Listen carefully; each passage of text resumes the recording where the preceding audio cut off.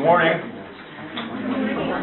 My name is Gerard. I'm the principal at our Savior Lutheran School in Houston, Texas, and I'm nervous. This is intimidating.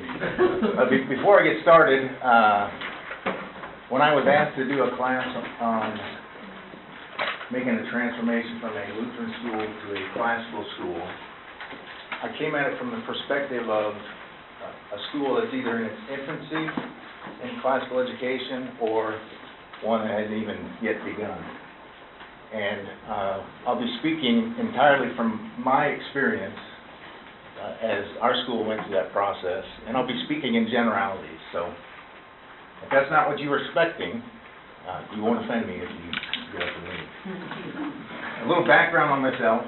I graduated from Concordia in Seward and took my first call to St. Paul Lutheran School in Arlington, Texas. By the way, who do we have in the room? How many teachers in here? Administrators?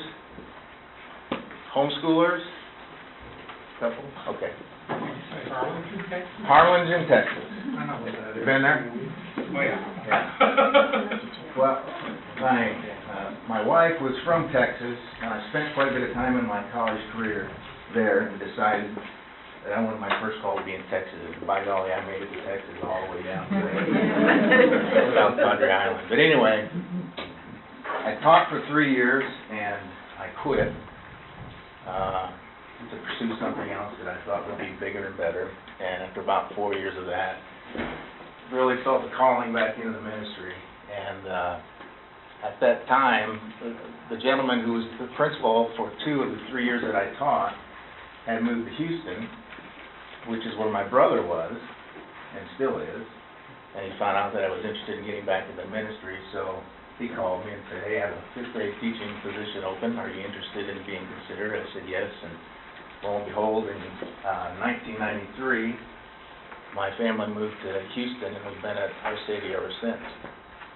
I taught for 1 year, 5th grade, and then I was a DCE for 3 years, and didn't like that, needed more structure, so I got back into teaching. And then in 2006, our principal was getting ready to retire, and I came on as an assistant principal, and the year after that took over full time. It was about in early 2000s that we had a member of our board of parochial education who attended Houston Baptist University, and somewhere along the line had heard about this thing called classical education. He went on to UT Law School, and it was about the time that he had just started his family that it stirred up memories of this classical education that he had heard some things about and done a little bit of research on. And thinking about his own children, really wanted to pursue this and see what it was all about. So he went to the board and he asked permission to research classical education and then come back with possible proposals as to how the school should proceed with their curriculum. And, I need some water. The board granted him permission to do that. Oh, you're so kind. There are a couple seats around here also, if anyone needs. Board granted him permission to do that. That's better. So he formed a small committee consisting of some of the existing faculty. I was not part of that, and I was still just a teacher at the time. And as I tell you this story, I want you to think about if you're in the process of doing this, this is how we went about it, and that's why I'm sharing it with you. And I'd like to hear from you, because I don't have 50 minutes worth of material. I wanted this to be a conversation. I was hoping for an intimate setting like this so that we could do that. But anyway, a committee was formed consisting of that board member, a couple of faculty members, one of the assistant pastors that was on staff, and a couple of school parents that were members of our church. And so together, they researched classical education and came up with this 30-something page report that they presented to the board in 2003. It's titled "The Report Regarding the Adoption of a Classical Lutheran Education at Our Savior Lutheran School," submitted by the Classical Lutheran Education Committee. So like I said, that was in 2003. So that was the first step that we took, researching it, finding out what it was all about, and making a comprehensive proposal to the parochial ed board that we adopt classical education. Is that similar to any experiences that you've had at your schools? Okay. How long have we been classical? People that are 5 years? 10 years? Anybody in their infancy in classical education? A few. I'd say 5 years is still in your infancy. Okay, all right. Well, later on, we're going to look at what our 5-year plan was, and we can talk about that then. Okay, so something else then, besides the report that was made to parochial ed, other classical educators were brought in, people that were considered experts, to talk to the board and to talk to faculty to help with getting buy-in. One of those people was a guy by the name of Chuck Evans. Chuck Evans was the headmaster at Regents School in Austin at the time. Some of you may be familiar with that school.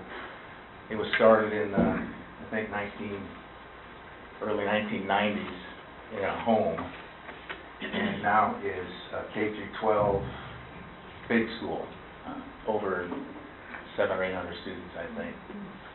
And Chuck came in and he told the faculty a story about classical education. I was just blown away. So using people like that to talk to your faculty, to talk to your board, to talk to your school families can be very beneficial in helping them to get on board, because if they don't, it's going to be a struggle. Making the transformation to a classical school can be costly, and it is a lot of work, and it requires a lot of communication to board members, to faculty, to school parents, and I'll talk about that some more later as I discuss educating your community. So Chuck talked to our faculty, talked to our board. Some other things that we did, we had our faculty and leadership committee continue to work on researching classical education and visiting other classical schools. So visitation is, I think, very important, not only in the beginning, but as you continue over the years. Memorial came and visited our school 2 years ago, and we hope to be able to do the same kind of thing with them and others, because we're always looking for new ideas. But we sent our faculty in 2s or 3s to Regents in particular, and we also visited Faith Lutheran School in Plano, Texas. I recall those two. I didn't go to Faith, but I did go to Regents. But send your teachers in 2s and 3s to visit these schools while they're in action. So many people, by the way, now are visiting Regents that you have to schedule your visit online, and it's very professional the way they do it. We just sent 2 of our teachers last spring, and they were very impressed with their visitation program. But apparently they have so many people visiting their school that they've got all these policies and procedures. If you want to visit my school, just call me and say, hey, come visit my school. But you need to send your faculty to visit these other classical schools, other Lutheran schools, schools that aren't Lutheran, so you can get ideas as to what are they doing that's different. What kind of material are they using? Ask them questions about how they're using the material. Take notes on how are they teaching Latin? When do they start Latin? Most of the schools that we visited, we found that they were starting Latin in the 3rd grade, and so we opted to do that. But what materials are they using to teach Latin and math and English and language arts? We found in many, many cases Saxon math, Shirley grammar, the Spalding method. Those sound familiar? How many are using Saxon Math? How about Shirley method? And Spalding method? Okay. Okay, so get your board of faculty on board. Send your faculty to visit schools and take good notes about the different ways that they're doing things. And then I would recommend a few books, but you can Google classical education and find thousands of them. Simply Classical, written by Cheryl Swope, who's here, not in the room, but it's an excellent book. I think for me, it did a better job of explaining what classical education is than anything that I've read. But that's a good one. Repairing the Ruins by Doug Wilson. Classical Education, The Movement Sweeping America by Gene Beath and Andy Kern. Those are all good books for your faculty, for your board to read. Encourage your school parents to read them because they give a good overview of what classical education is. And then, of course, there's books that you can read that tell you what good books to read. One is Books That Build Character by William Kilpatrick. Classics to Read Aloud to Your Children by William F. Russell. Edie Hirsch has got a number of books, What Your First Grader Needs to Know, What Your Second Grader Needs to Know, What Your Third Grader Needs to Know. All of these, I think, are resources that should be evaluated and to see how they can help you as you begin to review curriculum and how you're going to change things. There are multiple websites that are very resourceful. The CCLE's website to begin with, but there's Memoria Press, there's Classical Academic Press, there's the American Classical League has a website that has very good resources on it. How many of you are familiar with the Teaching Company? If you go to teach12.com, they have over 500 lecture series on all sorts of topics, but many, many lectures on history, Western civilization. They cost money, but they're a helpful resource for providing information for your teachers. And then, of course, training. Coming to events like this, bringing your faculty to get the training that they need for working in a classical school. The Association of Classical and Christian Schools also has a summer conference. I think that's the one that's going on in the same area around the same time. Society for Classical Learning has a summer conference. The CCLE Institute, that's Andy Kern's organization, they have a conference every summer. And then, of course, networking with your other teachers, people that attend these types of workshops, and so on. Any questions on any of that so far? One of the very important things to do when you're transitioning to a classical school is to educate your community. And the way that we did that is we wrote a series of letters to the congregation and to our school community about what classical education is, why we think we need to do it, and those letters went out once a month as we were preparing to make the change. And when we made the change, it was big and fast. I mean, we did away with Spanish and immediately implemented Latin to begin with that first year, just in third grade. We got rid of our math, our English, and our literature programs, and immediately started in with Saxon Math, Shirley Grammar, and the Spalding method.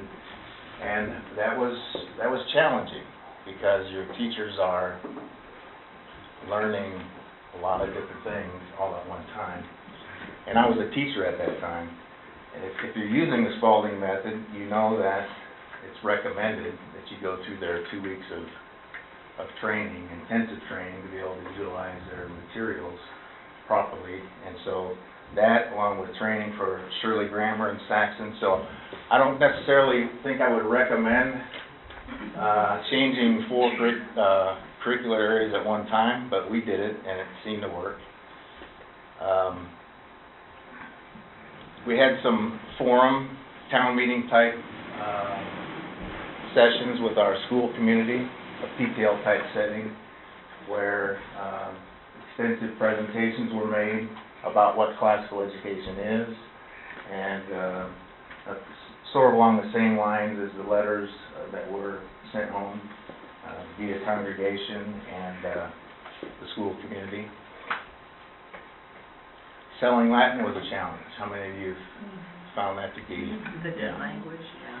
That was one of the bigger ones, because so many people, their first reaction is it's a dead language. And why do we want to teach a dead language? Even now, today, after teaching Latin for over 10 years, there are parents who I don't think they realize the value or care about it. And so it's important always to be educating your school community on these various things. But finding Latin teachers was a challenge, and here's how we did that. There's the Veritas Academy has a summer conference every year up in Lancaster, Pennsylvania, and we found out about a guy named Wes Callahan who does this course there called Latin in a Week. And what he does is he takes you through the 40 whatever chapters of Wheelocks in 1 week. And so we thought, well, we'll give that a shot. So we sent, I think the first year, 5 teachers to that conference just to go to that class with the idea that we would then be equipped to study Latin on our own and be able to do the teaching ourselves rather than to look for a Latin teacher who was Lutheran, who was trained, a trained educator, et cetera, et cetera. So we went. Anybody in here been to that course? Okay. So 5 of us went, and the way it works is he rips through about 6 or 8 chapters a day. You get a look at the vocabulary, you get a glance at the grammar, but when the week is over, you've seen everything there is to see about Latin because it is a finite body of knowledge. And when you leave there, you're much more equipped for independent study. And so after doing that first year, our former Spanish teacher was able to continue study through the summer, and then that first year we implemented Latin in 3rd grade. She was able to manage it very well. I went that year, and then the next year 4 of us went back again to do it again. And one of those 4 then began teaching Latin in 6th, 7th, 8th grade. Well, then we lost our Spanish teacher, Latin teacher. And so that next year we brought Wes Callahan down to our school, and he did Latin in a week with our whole faculty. That allowed us to put about 4 teachers in the classroom, in the various classrooms, to be able to teach Latin. So that worked for us. We also tried hiring a Latin teacher, and for whatever reason that didn't work out. Currently, the way our situation is, I've been teaching 3rd grade Latin for the last about 6 years. We have a Hillsdale graduate, Grant Klug, who's teaching 4th and 5th grade Latin. He was a Latin minor at Hillsdale. And then we have our science teacher who went through 3 sessions of Latin in a week with Wes Callahan teaching our 6th, 7th, and 8th grade. And the way we do it in 3rd grade, we use Latin for Children, Primer A. In 4th grade, we use Latin for Children, Primer B. And then in 5th through 8th grade, we use Wheelocks, but we don't issue the textbook. We follow the sequence of grammar and vocabulary. The teachers come up with their own materials to teach it. What are you using for your Latin? Anybody else using Latin for children? No, we use Prima for 3rd. How many teaching classical pronunciation? Oh, you all are ecclesiastical? 1? Yeah. Okay, what do you use? Well, I'm currently studying in order to teach later. I was one of the books from the 1800s Okay. that has a guy out of South Africa did a whole podcast series on restored classical pronunciation. Okay, I wouldn't know what that is. But that's worked well for us. The Latin for children, We get- Primer A, and then Primer B, does a good job of preparing them Adler. for what we're doing in Wheelocks. What is it? Adler. Adler? ADLER. Okay. And the guy who does the audio lessons on it is a website Latinum. Okay. By the way, I meant to say, if anybody wants an electronic copy of this document, I'd be more than happy to email it to you if you give me your email address before you go. I didn't want to bring 40 copies of that.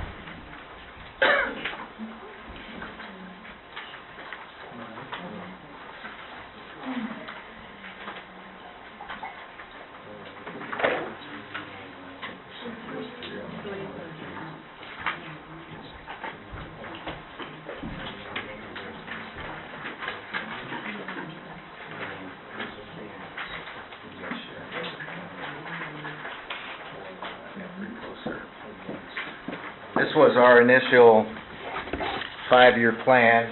I'm not going to go through it line by line with you, but I do want to share that first opening paragraph. This is important if you're in the infancy or just considering the transformation.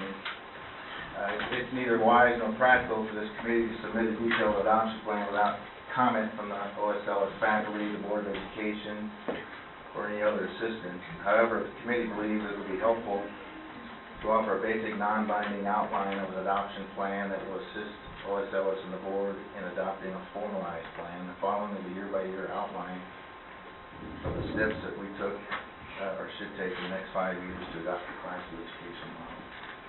So it started in 2004, and it included the board adopting the model, establishing the classical committee, the committee doing research on curriculum and recommending changes to the board. We had our first faculty retreats that year. I don't remember where we went, but we had those informational meetings and newsletters that I referred to, specific teacher training for the curriculum, and that pretty much covered that first year. Year 2, consulting with the faculty and classical experts regarding the adoption plan and curriculum frameworks. So that just continued every year with new curriculum changes. More newsletters to parents about classical education, more faculty training.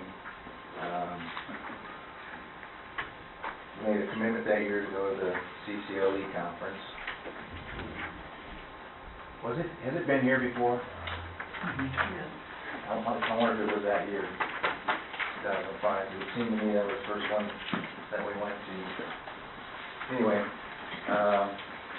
second page has years 3, 4, and 5. More curriculum changes, more faculty training, more newsletters to parents.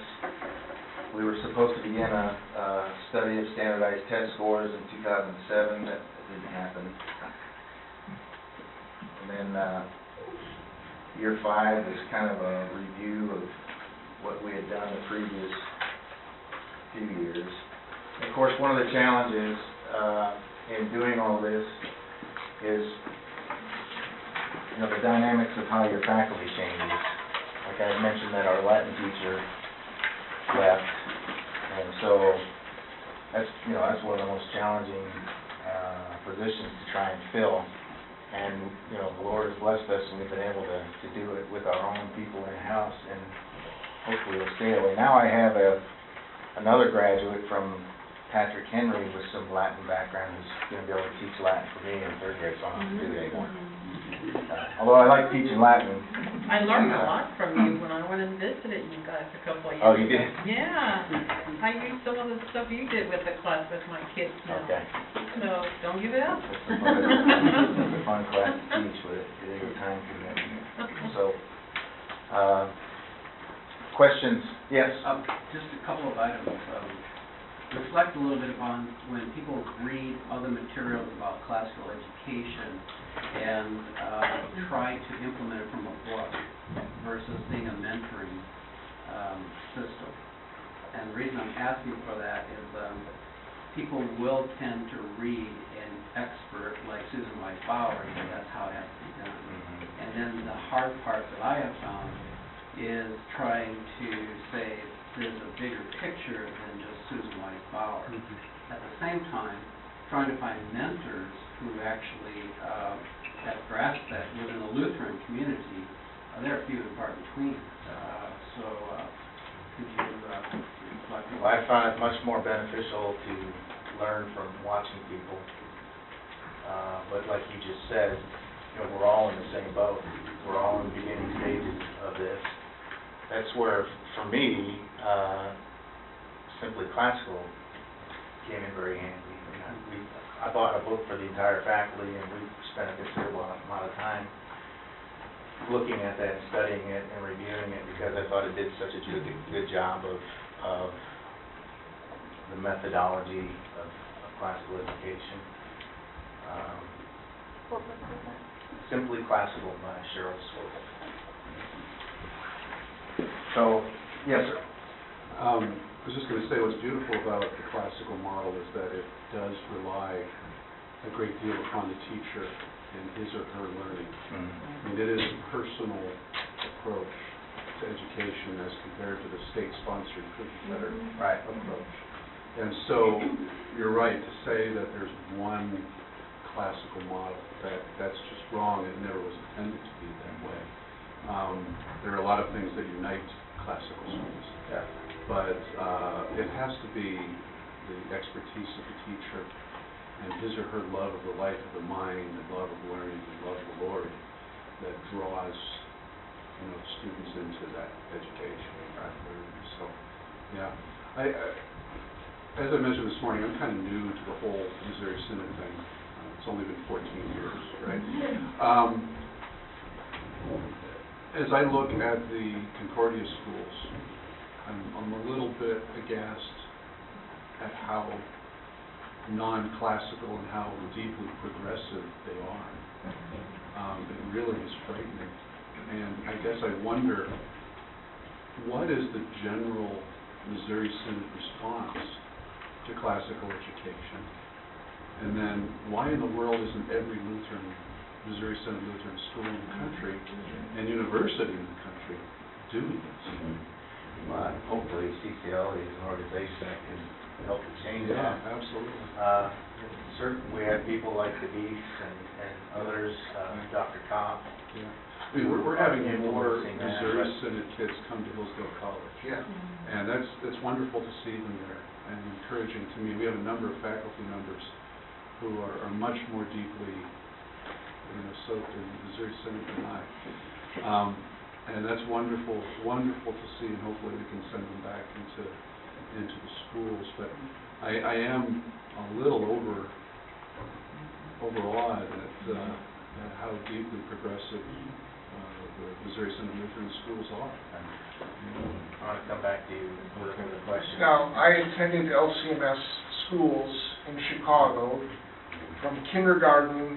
I went to grade school, high school, Concordia Teachers College, when I was still Concordia Teachers College in RF, and seminary. And I can tell you, I started kindergarten in 1957, finished grade school in 1966, graduated high school in 1970, and I can tell you back then, there were elements of what we now call classical education in your typical LCMS Lutheran school back then. We were diagramming sentences, like in second grade we learned musical scales, we had the Bible stories, we had advanced Bible history, we memorized Bible verses, the catechism, we sang hymns in the classroom, we had matins in chapel. When I went to Lutheran North High School in Chicago, they offered Latin. I had 2 years of Latin in high school. I had a year of Latin at Concordia Brother Forest. I had ecclesiastical Latin at the seminary. So I think it wasn't called classical, but it had some of those elements, at least back then. And then at some point they realized or decided that Latin was no longer important, it just disappeared, just like the public sector did. Well, I think Vatican II had an influence on the loss of Latin across Western civilization in the mid-60s. You mentioned the importance of the knowledge of the instructor. What do you do to train your teachers? At Hillsdale College, we do not train for certification. Right. And at Hillsdale Academy, I don't hire state-certified teachers. Okay. So we are a bit of a rebellious place. Okay. Now, what that means is that our education department has now attracted our top students in the college, and 25% of our graduates at Hillsdale College are now going into teaching, because they don't jump through those hoops. They actually are deeply soaked in their subject. Right. And so that is what you have to do to graduate with an education degree. And they're all receiving 3 or 4 or 5 job offers. So it's not that dropping certification has hurt us at all. Actually, it has helped us tremendously. And how do you deal with accreditation? Well,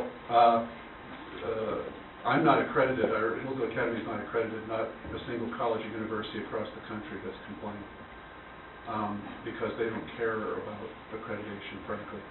That's a matter of the state, and honestly, too, a matter of the unions. The universities and colleges want great, knowledgeable students, and certification and accreditation means very little to them, honestly, in the end. So what we have found is that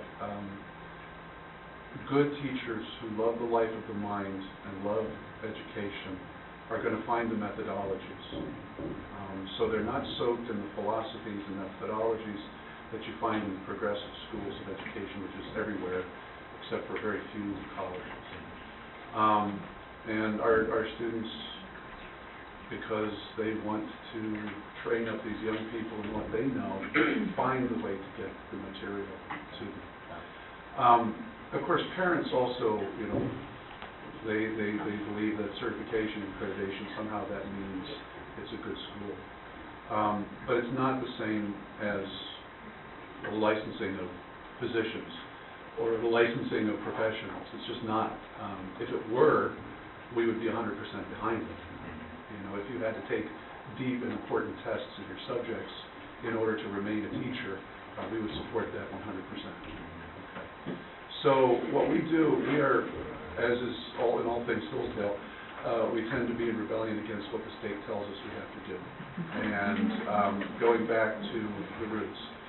So what we want to do is place in the classroom teachers who've not been through the hoops of an education degree, but who have studied deeply and well in their subjects, and therefore they come into the classroom as experts and are able to help their young people rise to whatever the subject demands. Did I see a hand up over here? Okay, here. Actually, to go back to the Concordia issue, the session here is converting a school to a classical Lutheran model. How are we converting a Concordia over there? I think that the fact that our university system is diametrically opposed to the CCLE as the strongest ceiling on growth or moving classical education forward, because there are no classically trained teachers coming out of schools, so we can just go to a hiring pool. We're having to ad hoc find them.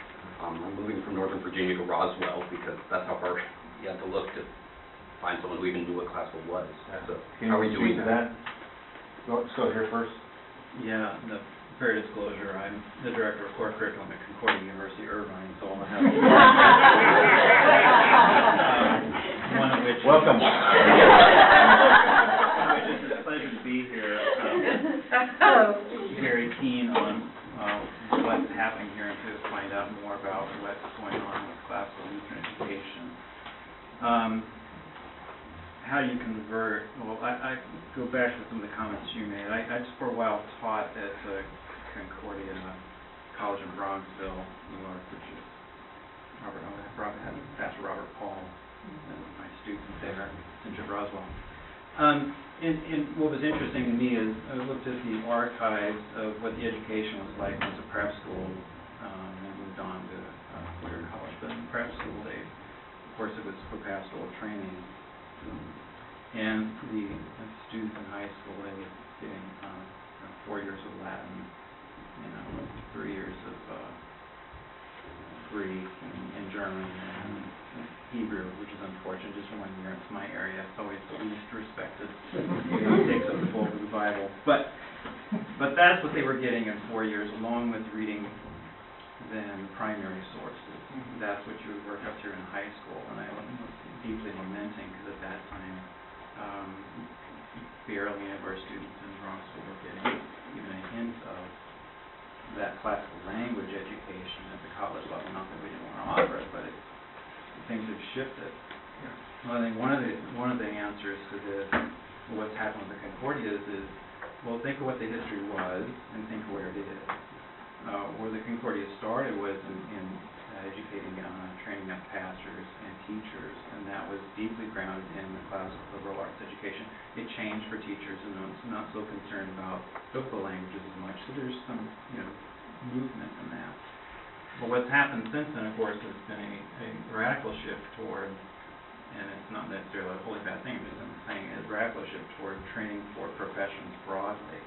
And many of the Concordias find themselves in this business of how do we attract and retain students when the number of students that come to us to be trained as pastors and teachers has declined. And so we need to open up to other sorts of honorable vocations and educate for it. But I think what got lost in the translation of some of that was, well, what's the point of the liberal arts education? Because we could easily point to it as training in pastors and teachers, but what do we do now when we're training businessmen and coaches and the like?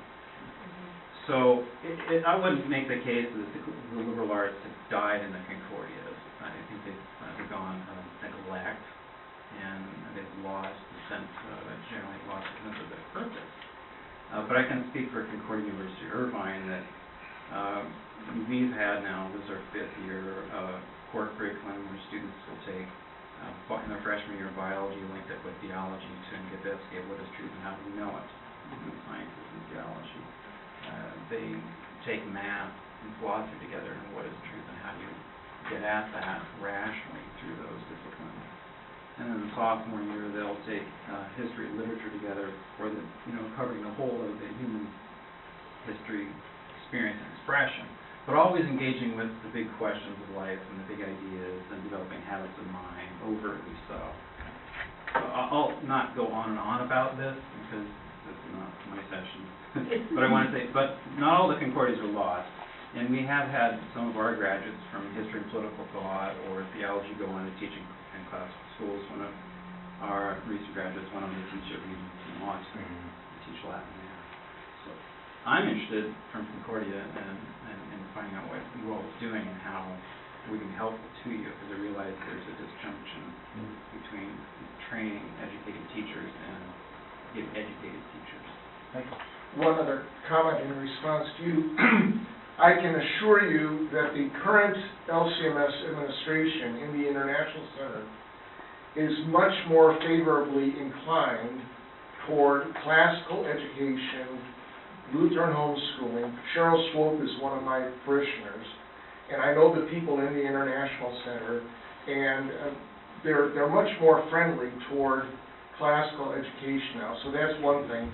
And the other thing I would mention is the 800-pound gorilla in the room is exactly Lutheran identity at our Concordias.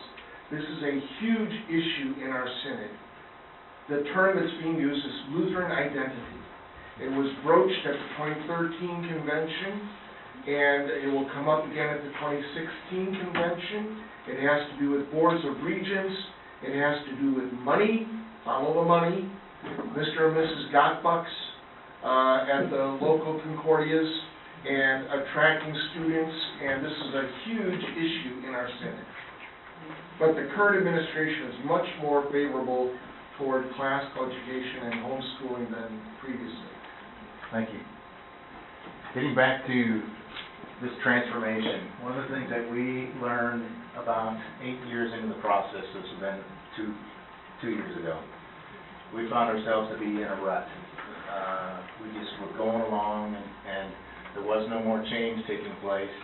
And so we, within the last 12 months, had reinstituted that classical curriculum committee, because it had been kind of disbanded, and meeting now on a regular basis, currently every 2 weeks, to look at the changes that we've made, to examine where are we weak, where do we need to continue to change and grow, what are some things that we can do from a cultural standpoint that can set us apart in this super competitive market of private school, and we're currently kicking around the idea of implementing a house system.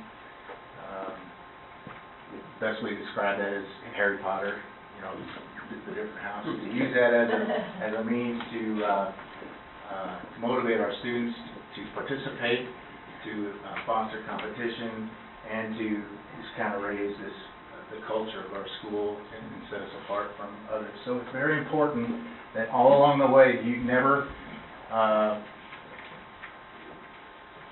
stop examining what you're doing and the changes that you're making, because that can do a lot of damage. So I'm excited for us that we've reinstituted this committee so that we can look at our history curriculum and see did we develop it the way we wanted to, because the decision we made was we were going to write our own. We couldn't find anything on the market that was distinctly Lutheran that we could use. We start teaching history in second grade. We've got a timeline of 100 events, and second through fifth grade, we divide that timeline into 4 parts. So in second grade, they study one part, third grade the next, fourth grade the third, fifth grade the fourth, and then in 6th through 8th, we divide it in thirds, and they study it all again in a little more depth and in bigger chunks. So what we've learned is we put it on each of the teachers to come up with their own history curriculum, because we wanted them to have the knowledge, and we wanted them to put in the time and the effort to put their material together so that they knew what they were doing, they knew what they were teaching. But what happened is we got this curriculum that just lacks continuity. This teacher's doing it this way, this teacher's doing it that way. And so that's one of the first things that we're evaluating right now. Number one, is there something new out there in the market that we could utilize? And or number two, how can let's examine what it is we're teaching. Let's look at our curriculum guide. Is it what we want to be teaching? What's missing from it? Are we asking the right why questions at the right times? Or are we just learning dates and facts for 8 years? And then how are each of the teachers teaching it? And how can we bring continuity to the way that they do that? Because typically our students end up with a binder that they put together of materials that they've been given or learned over the course of time. So it's critical that you're regularly reviewing those things. And to be an accredited school, you have to have a curriculum review process anyway. But just from personal experience, don't let yourself get into that rut. You should always have some oversight that's examining what's being done and always striving to be better. How much do teachers consult with one another? And I think that's the best oversight. Not enough. Yeah. Yeah. And who do you use for accreditation purposes, and how much of that is guided by state standards? We were just reaccredited by the National Lutheran Accreditation Commission, and we also got dual accreditation through CCLE. What was the second part of your question? Are there any state mandates or standards that you have? If there are, I don't know what they are. I do what accreditation tells me. Yeah. Yeah. Yes, sir. Well, I mean, you're talking about evaluating your history and that sort of stuff. At our school, we're using the Omnibus series that's been developed by the Douglas Wilson's Academy. Right. I don't know whether you've looked at that. I'm familiar with it. Its biggest problem is that it's not Lutheran Right. theology, so you have to keep correcting the bad theology with your students. But that's, Other than that, do you like it? I've taught it for 2 years. Mm-hmm. And probably the first year, I didn't really like it quite as much as I do now. What I find about it is that the history in that's being taught through various books, as opposed to specifically history books per se. And there could be some, probably in some of the courses, you know, a bigger emphasis on history itself, but it's a series that covers, you know, history, essentially, you know, your English lit and your theology, and some theology in the course. So it's essentially 3 courses wrapped up into one. Yeah. And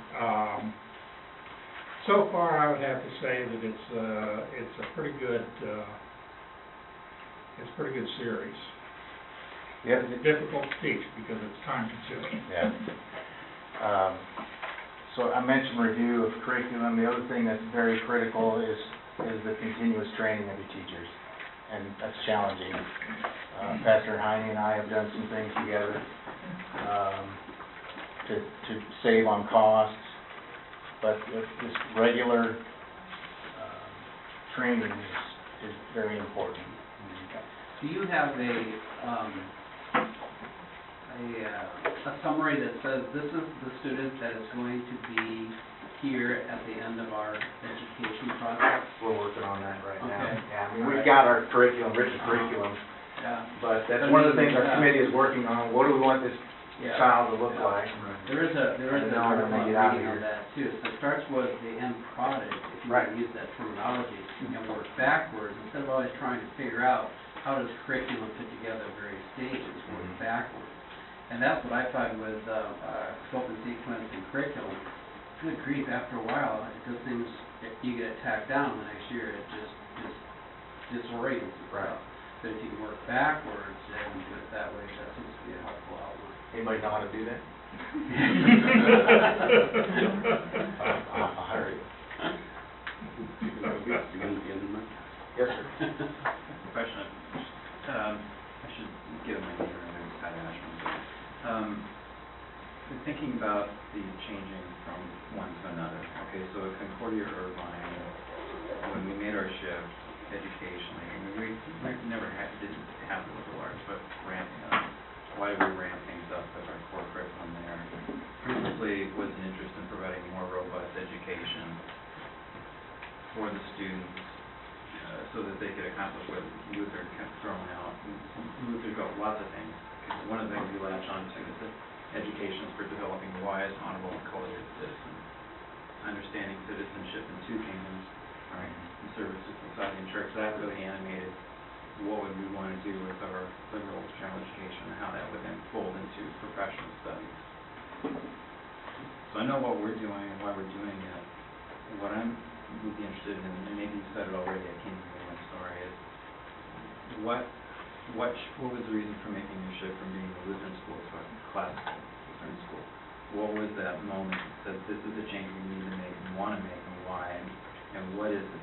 What was that defining moment, and what is it that defines probably a classical education? That came out of the report that was presented to our board. It was a report on classical education and the realization that this was historically Lutheran, and that this was a better education than what we were providing our students. We were a progressive school with a religion class, and that was probably the main thing. And now that I've run out of time, I'm thinking of some things I forgot to say because I was so nervous. One of the other things that we implemented as we made the transformation were these things related to discipline. So we required our students, if they wanted to speak, ask a question, or give an answer, they had to raise their hand. That's always been a rule anyway. But when they were called upon, they had to stand up and say the teacher's name, and then say what they wanted to say, and then sit down. We also required them to, when adults entered the room, upon direction from the teacher, they would stand up, be introduced to the adult, and asked to greet them. This is something that we saw a lot of classical schools doing, but what we learned is that it taught respect for one another, respect for adults, and it went a long way to cut down on little discipline problems with, the talking, and eventually they learn I can't speak unless I'm standing on my feet. And a lot of the little discipline problems that we had just kind of went away. Now, the caution here is some teachers are good at doing that, some are not. And you have to constantly be on your staff to make sure that everybody's doing this, particularly when you're giving tours to prospective families. You go to one classroom and they're throwing paper wads at each other, and they stand up and greet you with respect. So that's another thing that you always have to be working on, these little things that you implement. Someone came in and introduced themselves to me. Her sister was my Spanish teacher that was referred to earlier, who first started out teaching Latin. She thanked me for something that I had given her. It was a timeline song that we've developed to memorize our history events that are on our timeline. And the teachers are supposed to be doing that regularly. And all those kinds of things can go to the wayside if you're not paying attention to your staff at the same time in the classroom and talking to them, communicating with them. And that's hard to do. We have a Learn by Heart program that we implemented, where the whole school is memorizing a certain scripture verse, a piece from the catechism, a piece of literature, classic literature, whether it be a poem or a speech. And they don't memorize those things. The idea is, over time, they've been exposed to that quality literature on a regular basis, and maybe some of it they commit to memory. We want them to commit all the catechism memory, but along with that is a geography piece, where each week they're studying different parts of the world, learning names of cities and countries, and recognizing bodies of water and continents and rivers and so on. And twice a day, the teachers are supposed to be going through all of those things. The catechism, the scripture, the literature, the geography, and that's another thing that can fall to the wayside. So all these things that you implement to improve your curriculum, you just got to stay on top of them and make sure that they continue to get done, and that's a challenge. So, yes, sir. The question that was asked about why go to this, and when people come to visit us, the two top reasons are the culture is going crazy, and we're allowing it to do that. Especially for Christians, the question, who's doing the change here? Is the culture changing the church, or is the church changing the culture? And right now, definitely the culture is changing the church. And then the second is, in the whole child-centered kind of philosophy, it's balkanization. There is no continuity. There is no cohesion. And we've been fighting at our church to reintroduce some solid Bible study in our Sunday schools.